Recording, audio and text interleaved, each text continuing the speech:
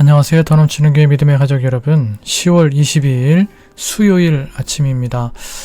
오늘도 말씀의 자리, 또 하나님과의 만남의 자리 나온 여러분들을 사랑하고 축복합니다. 지금 배경음악으로 나가고 있는 이 찬양이 여호와께 돌아가자 라는 찬양입니다. 우리의 시선과 발걸음이 그동안 하나님이 아닌 세상을 향해 있었다면 오늘 이 아침 우리의 모든 시선과 발걸음을 하나님께로 돌이켜 오직 하나님만 바라보며 하나님을 향한 우리의 믿음의 길을, 인생의 걸음을 잘 걸어갈 수 있게 되기를 주님의 이름으로 축복해 드리겠습니다. 오늘은 여러분들과 함께 역대하 30장 1절로 12절까지의 말씀을 함께 묵상하도록 하시겠습니다.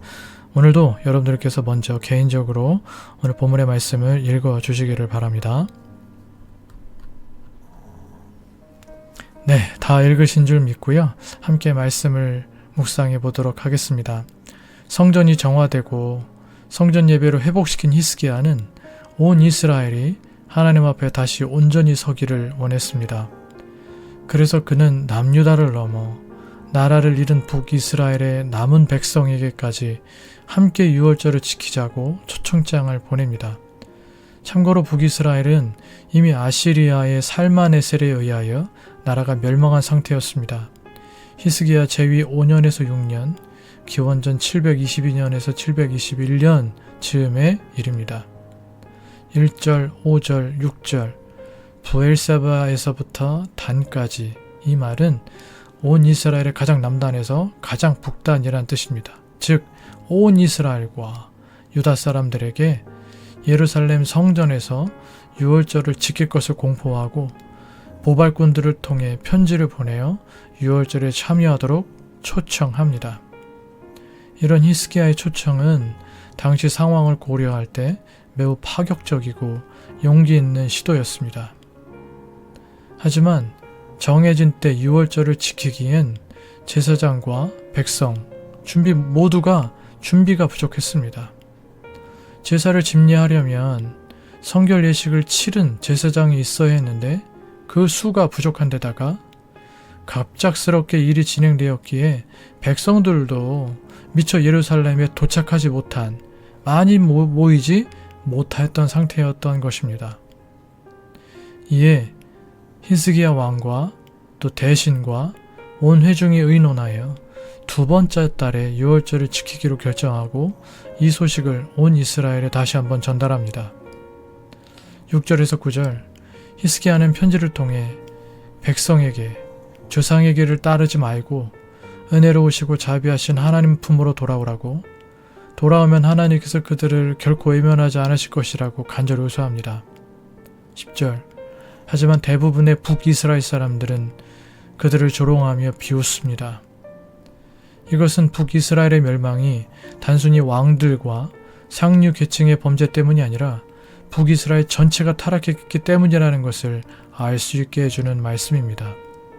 11절, 그러나 비록 소수이긴 했지만 북이스라엘 사람들 중 아셀, 므낫세, 스불론 지파의 몇몇 사람들이 겸손히 이 초청에 응하여 예루살렘으로 올라왔습니다. 12절, 하나님은 남유다 사람들이 왕과 대신의 명령에 감동하고 한마음으로 따르도록 역사하셨습니다. 그렇게 왕국 분열 이후 처음으로 남유다와 북이스라엘이 함께 예루살렘에서 유월절을 지키며 하나님을 예배하는 감격적인 이야기가 오늘 본문의 말씀입니다. 제가 이 새벽 성찬 시간에 몇 차례 말씀드린 바와 같이 역대기는 폴에서 돌아온 이스라엘 백성들을 1차 독절하는 역사서이고 그들에게 국가 재건과 중흥의 희망을 심어주기 위한 역사서이며 그 중심에 성전제사, 즉 하나님께 대한 예배가 있다라는 말씀을 드렸었습니다. 그러므로 어제 묵상하셨던 29장 히스기야의 성전과 예배 회복에 대한 말씀과 남유다만이 아니라 이미 패망해버린 북이스라엘의 남은 자들까지 남과 북이 다시 하나 되어 함께 유월절을 지키는 이 이야기가 기록된 30장의 말씀은 역대기에서 가장 중요한 말씀이라고 할 수 있습니다. 특히나 이 절기가 유월절이기 때문에 더욱 의미가 있고 중요합니다. 유월절이 어떤 절기인가요? 유월절은 애굽의 종살이에서 해방된 역사, 그리고 이스라엘이 하나의 부족에서 민족으로 넘어가는 역사를 기념하는 절기이기 때문에 바벨론과 페르시아로 이어진 포로 생활에서 돌아와 마치 애굽의 종살이에서 해방되었던 것처럼 바벨론과 페르시아로 이어진 포로 생활에서 해방되어 본국으로 돌아와 다시 새로이 나라를 재건해야 되는 이스라엘 백성들에게는 그 어느 역사적 사건보다 의미 있고 신앙적으로도 가장 중요한 말씀이라 할 수 있는 것이죠. 본문으로 들어가서 6절 말씀을 제가 한번 읽어보겠습니다. 보발꾼들이 왕과 방백들의 편지를 받아가지고 왕의 명령을 따라 온 이스라엘과 유다에 두루다니며 전하니 일러스되 이스라엘 자손들아 너희는 아브라함과 이삭과 이스라엘 하나님 여호와께로 돌아오라. 그리하여 그가 너희 남은 자 곧 아수르 왕의 손에서 벗어난 자에게로 돌아오시리라.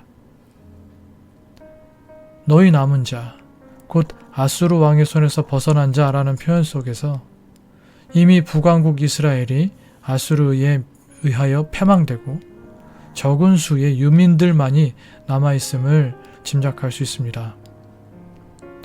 왕국 분열 이후에 르호보암 시절에 남왕국과 북왕국으로 이스라엘이 나뉘어지게 되잖아요.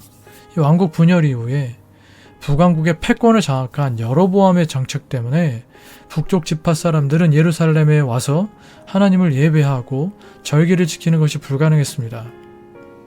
여로보암 입장에서 절기 때만 되면 특히 남자들이 예루살렘으로 절기를 지키려 가려 했었습니다. 그런데 그들을 막지 않으면 북왕국의 존립 자체가 불가능했기 때문에 여로보암 입장에서는 베델과 단에 금송아지를 만들고 산당을 세워 거기에서 예배하게 함으로써 이들이 예루살렘으로 가는 걸 막는 게 중요했습니다. 그런데 그게 여로보암이 정치적인 판단을 하고 결정을 한 것이지만 이것 자체가 하나님 앞에 큰 죄라는 것입니다. 하나님은 우상 숭배를 막기 위하여서 예루살렘 성전에서만 하나님을 예배해야 될 것을 명령하셨기 때문에 단일 성소의 다니엘을 깨뜨리고 그렇게 베델과 단에다 금송아지를 또 만들어 놓고 거기서 예배하게 한 것은 하나님 앞에 큰 죄가 되었다는 것이죠.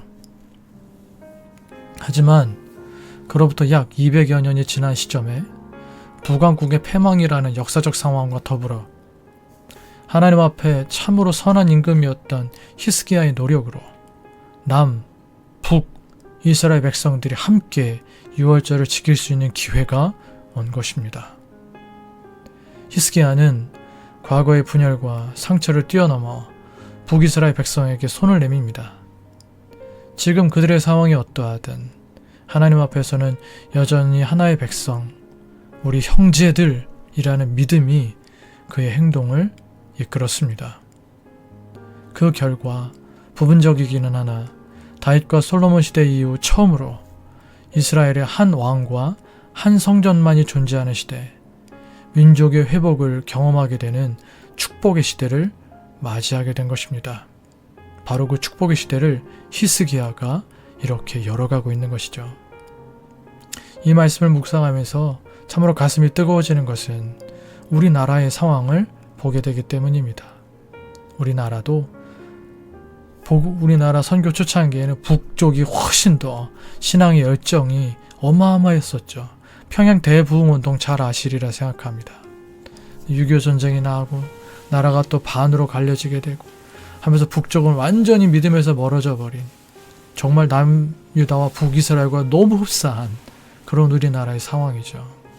그럴수록 히스기야가 그랬던 것처럼 우리도 북쪽에 우리 사랑하는 동포들을 향하여 기도하고, 히스기야처럼 할 수 없지만 그러나 기도는 할 수 있으니까 그 땅 가운데 하나님을 예배하는 사람들이 늘어나고, 결국 하나님께서 복음으로 이 땅을 통일시켜 주셔서 남과 북이 오늘 본문에서 발견할 수 있는 것처럼 우리나라 남한과 북한이 한데 모여 하나님을 예배하게 되는 감격적인 축복의 시대를 맞이할 수 있게 되기를 원하는 열망이 제 안에 뜨거움으로 이렇게 느껴지고 있습니다. 여러분들에게 같은 마음들을 전해드리고 싶습니다. 그리고 또 우리 주위에도 이렇게 우리가 손을 내밀어야 할 분들이 있을지 모릅니다. 따뜻한 인사 한마디, 함께하는 식사 한 끼로 그분들을 우리 안으로 초대할 수 있어야 합니다. 히스기야가 그러했던 것처럼 함께 예배하는 예배의 자리, 그리고 함께 따뜻한 식사를 나누는 식사의 자리로 그들을 초대하여 한 영혼에게 하나님의 회복의 은혜가 부어지게 하는 축복의 통로가 다 되실 수 있기를 주님의 이름으로 축복해 드리겠습니다. 우리 교회 주일 예배 가운데 그들을 초대하고, 우리 주일 예배가 끝나고 나면 항상 예수님의 사랑에 가득한 식탁 공동체를 우리가 식탁 교제를 나누게 되는데, 또 그곳에도 또 함께 초대하여서 예수님과 함께하는 식탁을 만들므로 그분들 안에도 복음의 놀라운 은혜가, 예수님의 뜨거운 사랑이 흘러가게 할 수 있는 축복의 통로로 우리 모든 믿음의 가족 여러분들이 다 쓰임받게 되실 수 있기를 주님의 이름으로 축복해 드리겠습니다.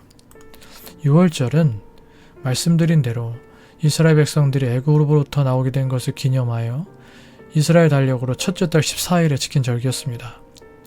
하지만 히스기야가 박차를 가했던 성전의 재건과 성전 예배 회복이 완성된 때는 안타깝게도 이미 6월절 절기가 진행되고 있던 첫째 달 17일이었습니다. 3일이 지났죠.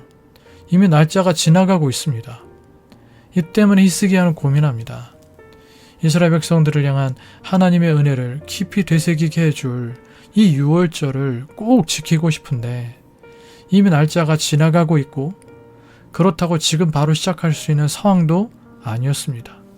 간단한 건 내년으로 미루면 간단할 수 있지만 12개월, 1년이라는 시간이 흘러가다 보면 백성들의 뜨거운 마음이 식게 될 것이고, 6월절 규례의 은택 없이 지내기에 12달은 너무 긴 시간이라고 생각했습니다. 그런 고민 속에 있던 히스기야는 모세의 율법 속에서 하나의 유보조항을 발견해냅니다. 민수기 9장 9절로 11절, 여호와께서 모세에게 말씀하여 이르시되 이스라엘 자손에게 말하여 이르라. 너희나 너희 후손 중에 시체로 말미암아 부정하게 되든지 먼 여행 중에 있다 할지라도 다 여호와 앞에 마땅히 6월절을 지키되 둘째 달 14째 날 해질 때에 그것을 지켜서 어린 양의 무교병과 쓴 나물을 아울러 먹을 것이요. 히스기야는 이 유보조항이 회중 전체로 확장될 수 있다고 믿었습니다. 이렇게 하여 히스기야는 이 조항을 근거로, 그리고 방백들과 또 예루살렘 온 회중과 더불어 함께 의논하여 6월절을 한 달 연기하기로, 둘째 달의 6월절을 지키기로 결정합니다. 그들에게 주어진 이 한 달 동안 히스기야는 제사장들을 준비시키고, 성결례식을 다 거행하게 해서 제사장들을 준비시키고, 또 이젠 유민이 되어버린 북이스라엘 백성들도 함께 하나님을 예배하는 자리에 초청, 그들을 감싸안아 민족 전체가 다시 하나님 안에서 하나 되게 하려는 일들을 진행해 나갑니다. 우리는 히스기야가 이 일을 결정하고 진행해 나가는 과정을 통해서 두 가지 중요한 신앙적 깨달음을 얻을 수 있습니다. 첫 번째, 부차적인 것은 본질적인 것에 길을 내주어야 된다는 것입니다.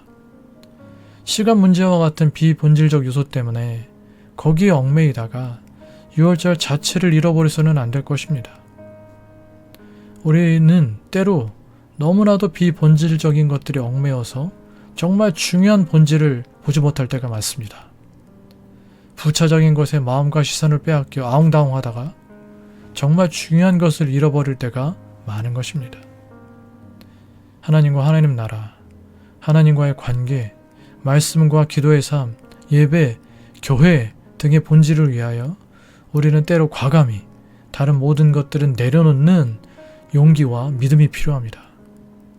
살아가고 있는 삶의 환경, 다른 사람들의 시선, 나의 사회적 위치, 친구 관계, 나의 판단, 경험, 물질, 자존심 등등 내 것이라 여겼던 그 모든 것들을 기쁨으로 내려놓을 때 하나님은 거기서부터 일하시고 그 자리에서부터 우리는 비로소 정말 중요한 것을 위해 사는 인생, 본질을 위해 사는 인생, 하나님의 진정한 뜻을 위해 살아가는 인생을 시작하게 되는 것입니다.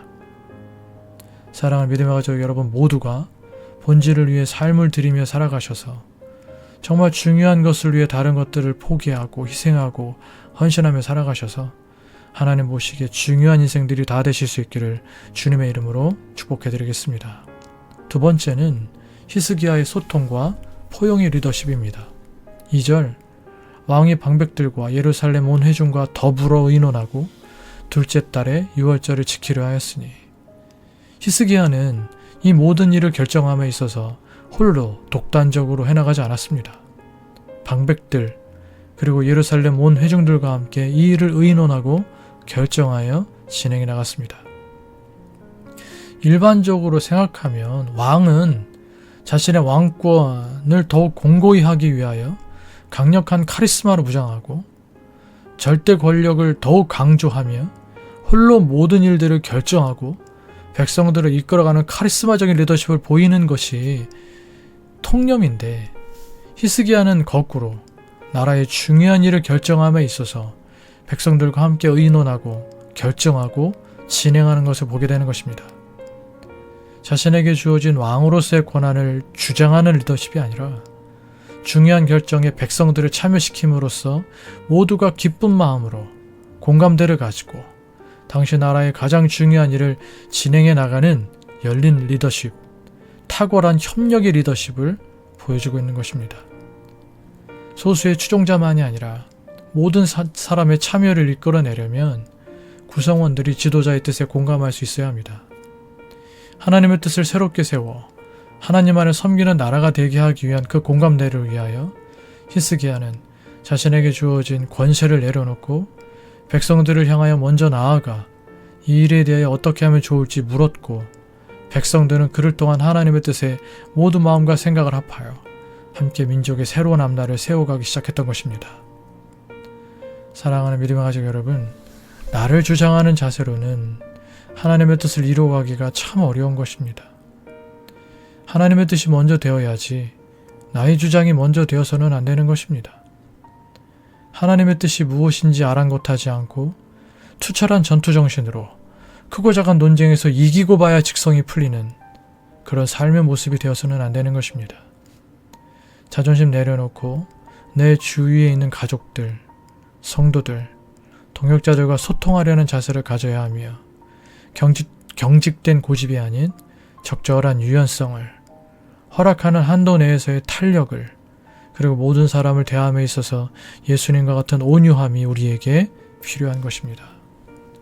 온유함과 포용함 또 화평함으로 하나님의 뜻을 실현시켜 나가시는 여러분 되시기를 바랍니다. 하나님의 뜻이라는 본질을 위해 내 것을 기쁨으로 포기하는 삶을 살아가실 수 있기를 바랍니다. 그렇게 겸손한 자를 통해 일하시는 하나님 앞에서 하나님을 위하여 늘 귀하게 사용되시는 쓰임받는 저와 여러분 다 되실 수 있기를 주님의 이름으로 축복해 드리겠습니다. 우리 함께 기도하시겠습니다.